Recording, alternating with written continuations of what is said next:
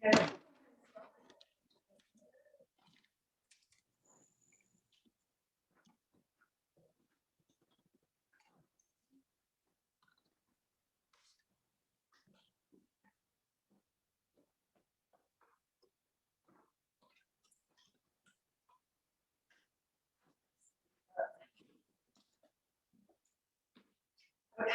so welcome and thank you for coming today. I have to tell you that it's been such a pleasure to have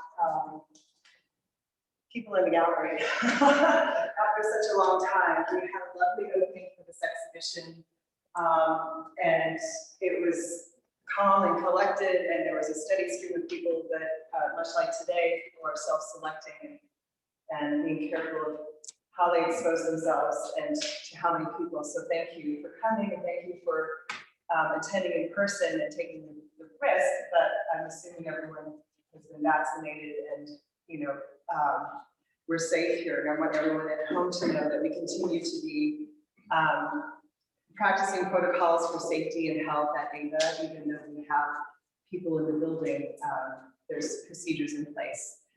So we're here today to talk about Torin Porter. Some of you know him, some of you maybe don't know him, but he has been instrumental in presenting his artwork here at AVA. For those of you who don't know, that big, beautiful sculpture of the hand in the very front of the building is Torin's sculpture. It is called The Astronomer. And I'll have to ask you why later, because that one throws me. But it's a great introduction to what we do here at AVA for people to see that as they first come in. And AVA has grown so much over the years, where it used to focus a lot on the 2D art mediums. We have expanded to have a sculptural studies building in the back, so now we represent all, well, we always have represented all artists in all mediums, but the ability to actually show and teach how to do a lot of these mediums, especially in metal, is something unique and unusual, I think, in arts organizations. So we're thrilled to have Torin here and tell us a little bit more about his craft. Some fun facts. He's been exhibited in New England galleries, we know, in New York City and in public spaces.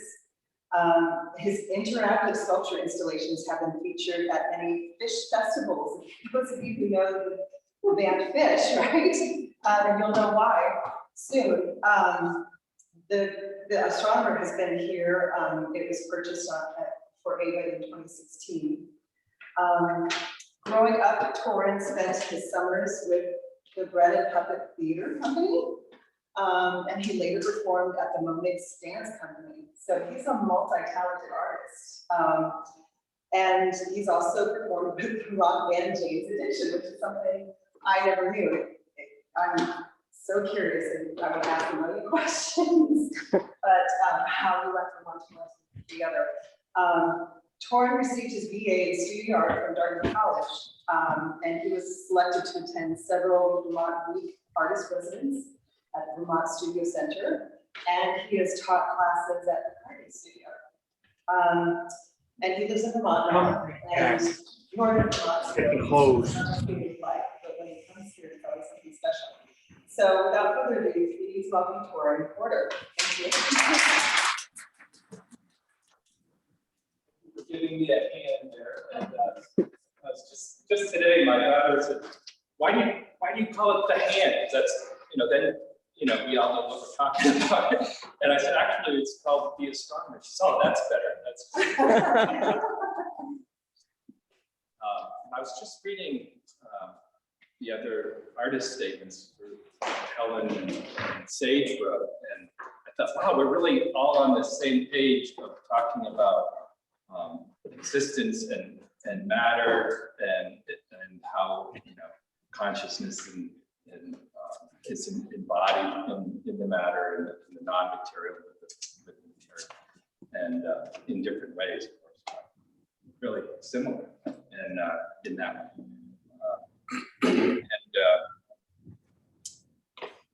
So I was thinking of a title for the show, and So I was talking with my family who you met, and you know, saying it just, you know, it's about existence and everyone just, you know, just getting through COVID, and that's just existing is enough. And talking about the sculptures with them, and my wife came up with the title beings, and it just, you know, seemed to really be good to fit for me. And so I'm going to just read a little bit that I have ready, and then have questions or comments. I always love to hear what other people see in the work. So,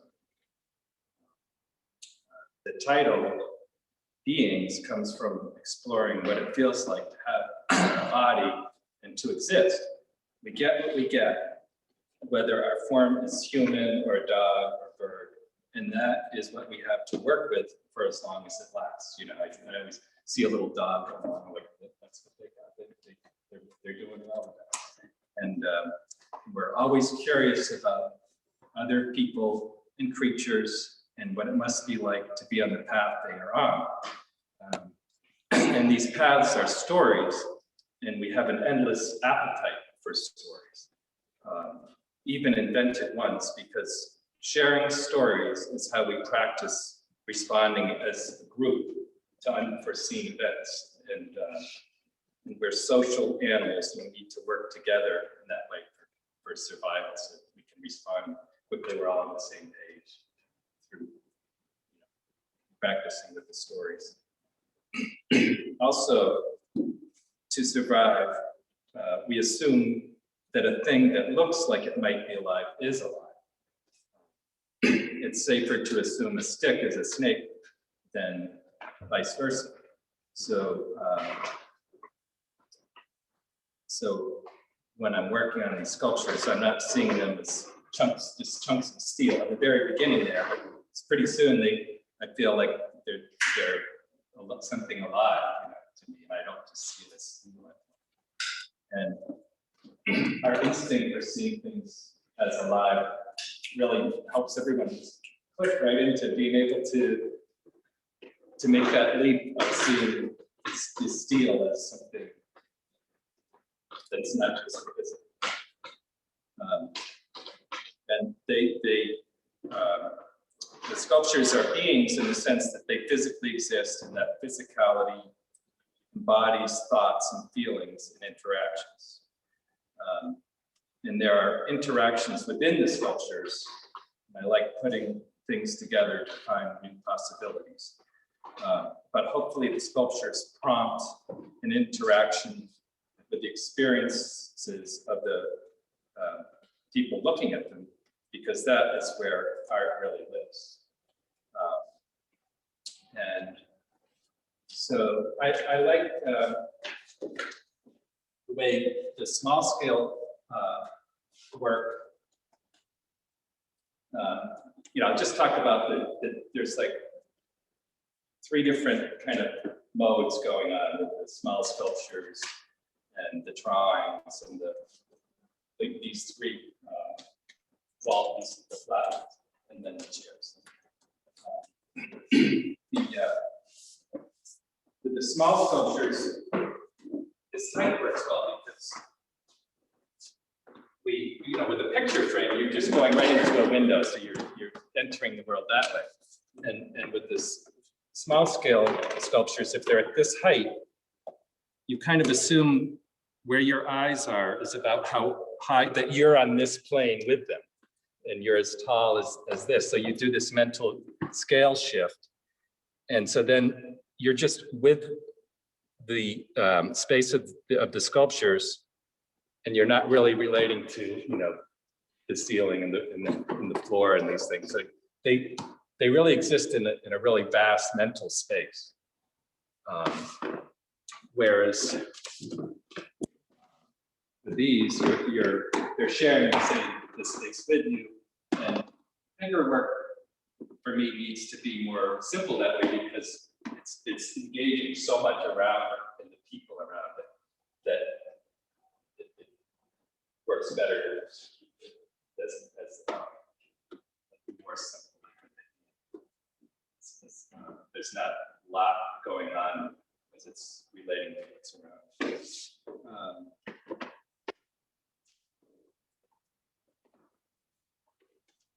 I like steel because it's just, to me, it's just such a physical form that has to do with tool making and they have this playfulness. So toys are another type of tool for learning and exploring. And let's see what else we got. These three are the only ones like that I've done. That's more of a new thing, and they're inspired by drawings that made by me,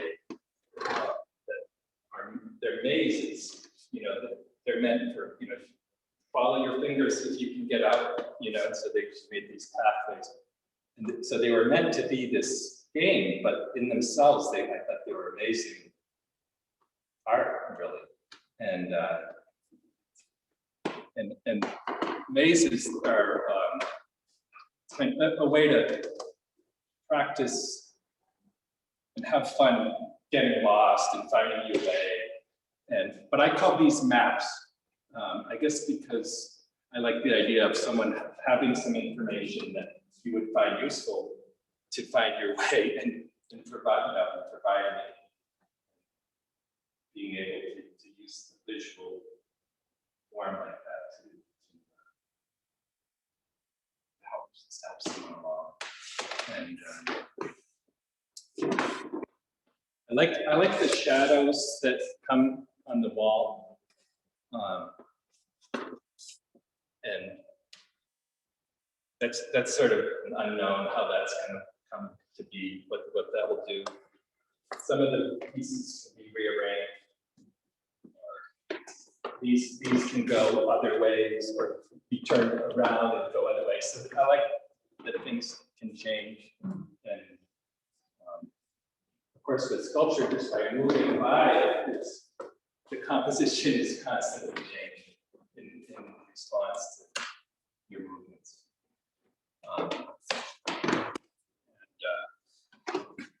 So the drawings, I usually use drawing as note-taking, so that, if I have an idea, I draw it. And I draw it thinking of it as a sculpture. And the drawing is, I don't think of it as an artwork in itself. But then when I made the sculpture and I go back and I see the drawing, I've thought, well, it'd be nice to show them together. And then I went from that to, well, I'll make some drawings that are drawings on their own to be drawings. And so with these, you have the shadows and the drawings. In the case of when I'm using them as note-taking, they're kind of foreshadows. That's yeah.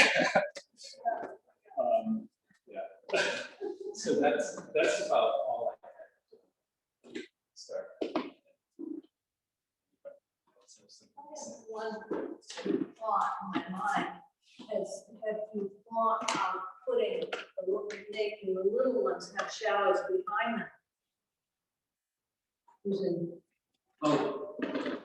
the sculptures themselves, Yeah. having shadows behind them by lining them in maybe different ways. Yeah, I've thought about that a couple different ways. One way that I still want to try is actually sculpting the shadow so that it will come flat and then back, or like be distorted, like. No. Yeah, wouldn't that be fun? Yeah. And or I have a drawing of one where the shadow is like the actually holding up the sculpture.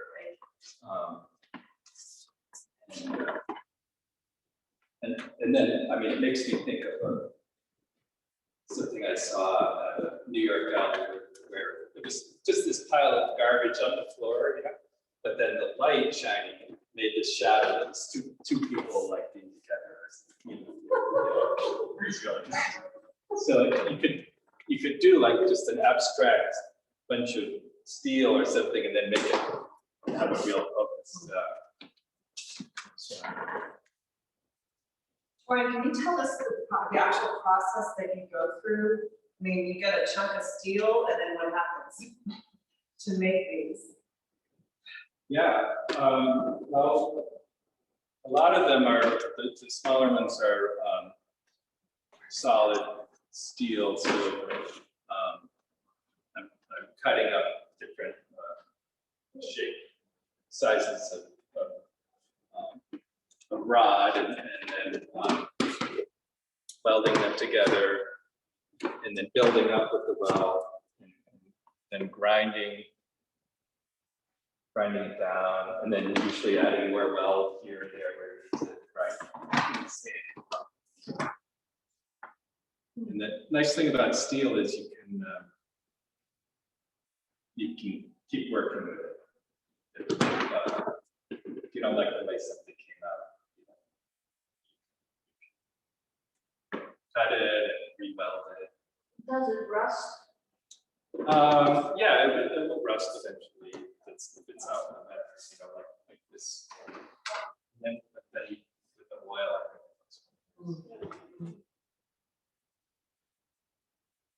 So are you, for instance, the maze, are you taking a flat piece of steel and you're cutting it into the shapes, or are you hammering it or melting it and making it flow?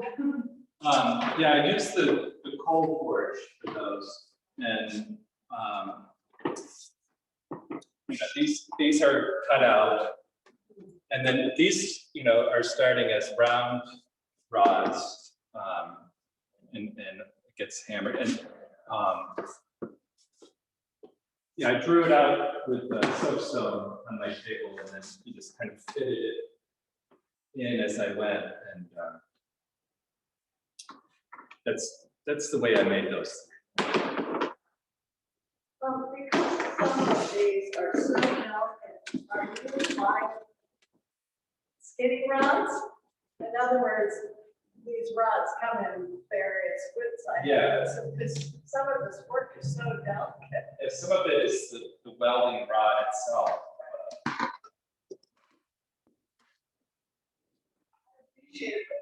Talking about collaboration, see in some of these cases of technique where they're quite collaborative, joining together and supporting each other.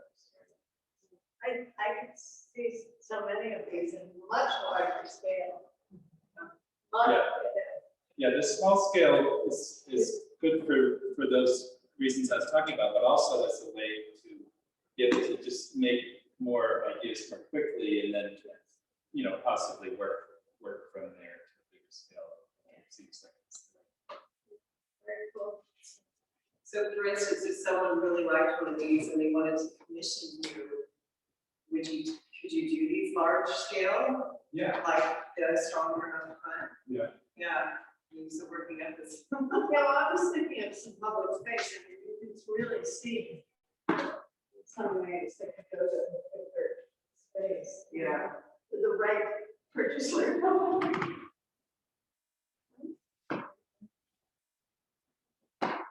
Torin, can you tell us a little bit about you're obviously a very creative person, and you've engaged in so many different art forms. Where do you think your artistic spark came from? I mean, was it your upbringing? Was it something where you just said, I'm fed up with, office life? Tell us about your journey to becoming an artist and all the different mediums that you've done. Yeah, well, I've always liked to do some kind of art, and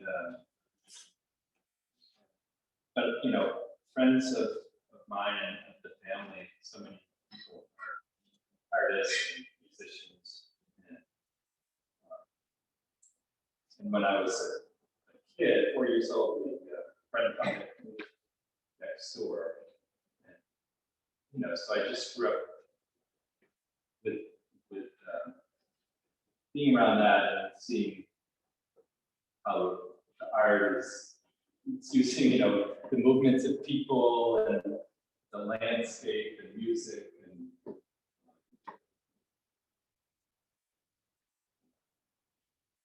not separating things out. And, Yeah. I think so. That's obviously. Yeah. And the dance? Yep. So I did stilt dancing with Momex dance. And, so yeah, they use a lot of Moses Pendleton is one of the founders of Globalist Dance Company and Momex, and he would say that Globalists, they use bodies as props, and but Momex they use props as bodies. But anyway, so it's sort of it's using bodies and in sculpture.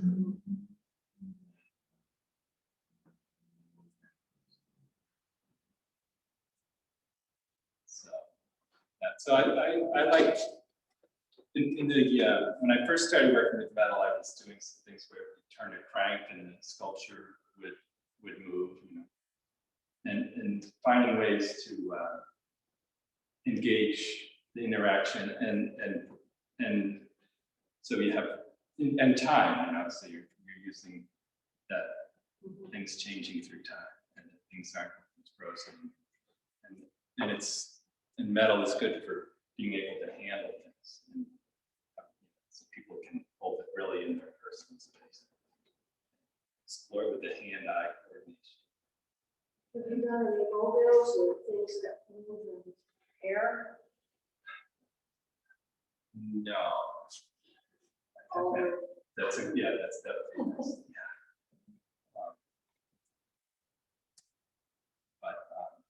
Yeah. Yeah, so I still have some things where you can rearrange it, but I've kind of come back full circle to just the fact that when you walk around it, the composition changes. But yeah, I did one of the fish shows. I made these big ears, 7 or 8 big ears, and some went down below so little kids could talk. So you talk into these ears that are green. They're sort of like plants, and, but they're all connected underground too, so you can hear each other really well. awesome. So kind of like sound art? A little Yeah, sound art? yeah. Cool. Wow. That's very cool. And you're a musician as well. Yes? Well, I grew up playing.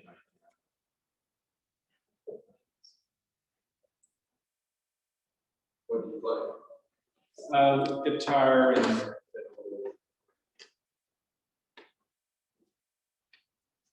Could you talk about the chairs? yeah.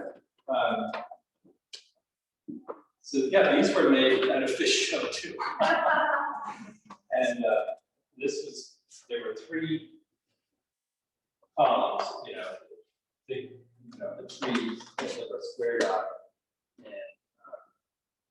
I carved them. They just looked like abstract columns. And so big chairs would be like this. So I was just carving out, and then the next, another one would be like this. So when it was all, you couldn't really tell they were chairs until at the end when it got cut down, and then the chairs. So it was people watching. Saw it as a performance. Yeah. And the other 2 were done as dogs that were like this, and the other one was houses. But so that's where they came from. But they just seemed nice to have kind of inviting people to be in space. they're about, each chair is an individual, but you know, they're social, there's a social structure. And the chairs are something where they're structures to support all these good life things of eating, stories.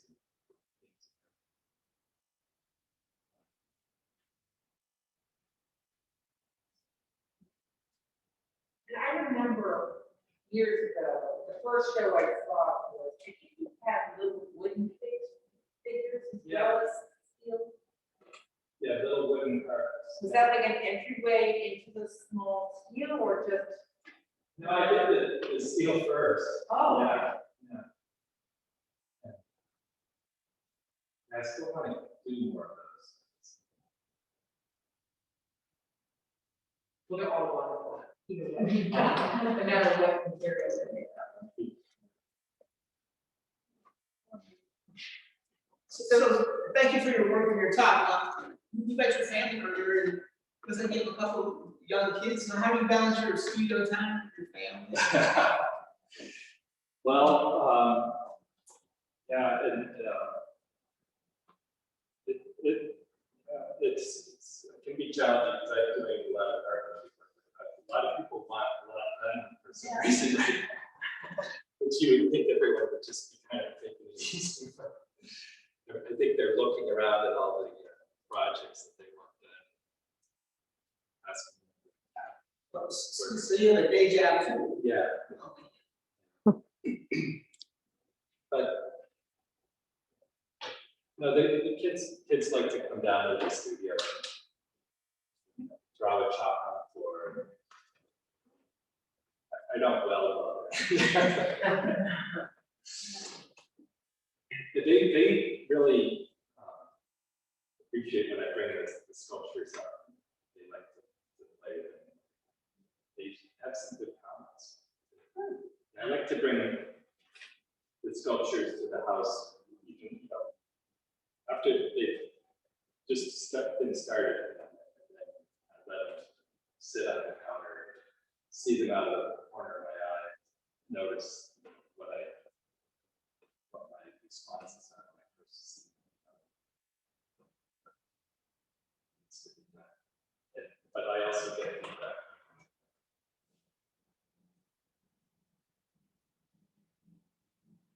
I just have a comment to make. I was really enjoying how when you were talking near your work, your hand movements, because you're very animated with your hands, and the shadows, it sort of animated the work, and it was really interesting. Oh, It was a really the wonderful- shadow of the hands. of your hands with the work. It sort of was fun to That's see neat. that. Yeah.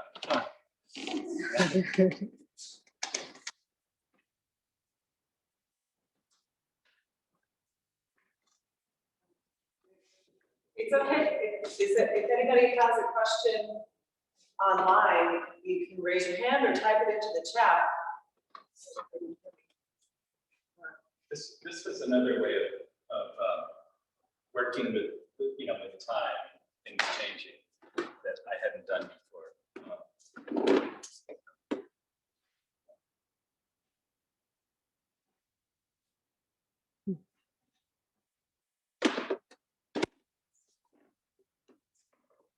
And the boy who bought that, he fell in love with it just from the postcard. He just got little piece of the postcard. I think that's Vanessa's favorite. Well, and the way that you've designed it with this guy on his tippy toes. And then the anchor guy. Sort of half on one foot.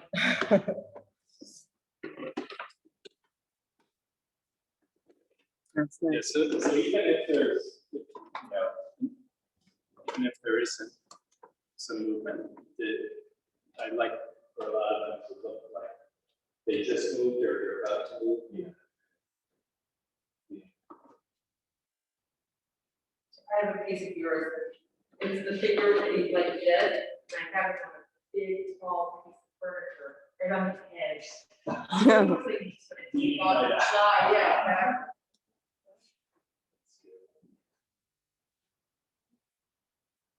We were talking about the shadows and LEDs come so far these days, you get a lot of warmer temperature ones. And they last so long with the battery. You can have some display cases, you know, with little teeny spots that With the light that started. yeah, because they lend themselves so well to shadows. That are mentioned.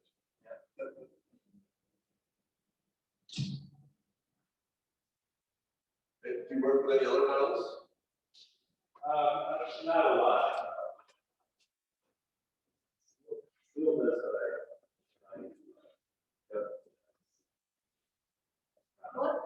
What started it? What point did you begin working with metals? Well, I was trying hard to grant, and I was using marbles, so they snatched up, and so I went to local blacksmith and Gibson.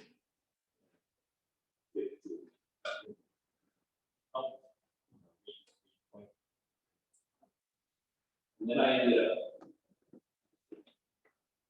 apprenticing. I would help him for half a day, and then he would let me use the shop for half a day. That's my kind of get the feel of the clay. It's like clay. Where was this in your life? High school or college? Yeah, I was probably 18 or so. Oh. And I had kind of this, I could do some kind of crude things, but I had this kind of feeling of wanting to make something more. And then in college, I got a hold of, that's when I really started using the 7.